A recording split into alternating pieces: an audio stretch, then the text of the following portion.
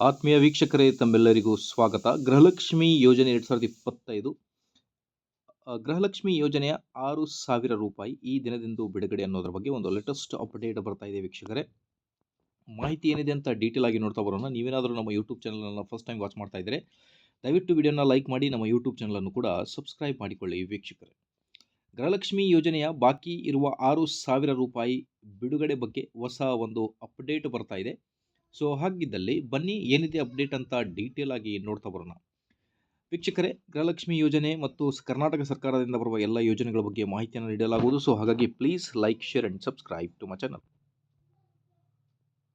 ಆತ್ಮೀಯ ವೀಕ್ಷಕರೇ, ಕರ್ನಾಟಕ ಸರ್ಕಾರದ 5 ಗ್ಯಾರಂಟಿ ಯೋಜನೆಗಳಲ್ಲಿ ಅತ್ಯಂತ ಜನಪ್ರಿಯವಾಗಿರುವ ಗೃಹಲಕ್ಷ್ಮಿ ಯೋಜನೆ. ಸೊ ಈಗ ಮಹಿಳೆಯರ ಪ್ರತಿ ತಿಂಗಳಿಗೆ 2,000 ರೂಪಾಯಿ ನೇರವಾಗಿ DBT ಮೂಲಕ ಜಮಾ ಮಾಡಲಾಗುತ್ತಿದೆ.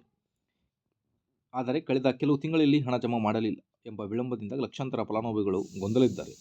ಈ ಹಿನ್ನೆಲೆಯಲ್ಲಿ ಇದೀಗ ಮಹಿಳೆಯರು ನಿರೀಕ್ಷಿಸುತ್ತಿದ್ದ ಬಾಕಿ ಇರುವ 3 ತಿಂಗಳ 6,000 ಕುರಿತು ಸರ್ಕಾರ ದೊಡ್ಡ ಸ್ಪಷ್ಟನೆ ನೀಡಿದ್ದು, ಯಾವ ದಿನ ಹಣ ಬರಲಿದೆ, ಏಕೆ ವಿಳಂಬವಾಯಿತು, ನಿಮ್ಮ ಖಾತೆಯಲ್ಲಿ ಹಣ ಬಂದಿದೆಯಾ ಎಂದು ಹೇಗೆ ಪರಿಶೀಲಿಸಬೇಕು ಅನ್ನೋದ್ರ ಬಗ್ಗೆ ಒಂದು ಸಂಪೂರ್ಣ ಮಾಹಿತಿ ಬಂದಿರುತ್ತೆ ವೀಕ್ಷಕರೇ.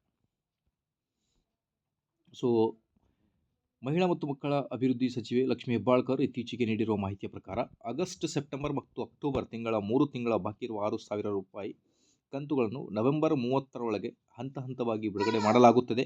ಸೊ ಕೆಲವರಿಗೆ ಒಂದೇ ಸಾರಿ 4,000 ಆಗಸ್ಟ್, ಸೆಪ್ಟೆಂಬರ್ ಬರುತ್ತೆ. ಅಕ್ಟೋಬರ್ ತಿಂಗಳ 2,000 ಡಿಸೆಂಬರ್ ಮೊದಲ ವಾರದಲ್ಲಿ ಜಮಾ ಆಗುತ್ತದೆ ಅನ್ನೋದ್ರ ಬಗ್ಗೆ ಸಾಧ್ಯತೆ ಇದೆ ಅನ್ನೋದ್ರ ಬಗ್ಗೆ ಒಂದು ಮಾಹಿತಿ.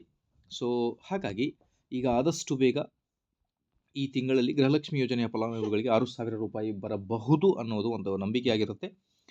ಸೊ ಮುಂದೆ ಬರಲಿರುವ ಎಲ್ಲ ಅಪ್ಡೇಟ್ಗಳ ಬಗ್ಗೆ ಮಾಹಿತಿಯನ್ನು ತಮ್ಮೊಂದಿಗೆ ಶೇರ್ ಮಾಡ್ತೀನಿ. Till then please like, share and subscribe. Thank you friends.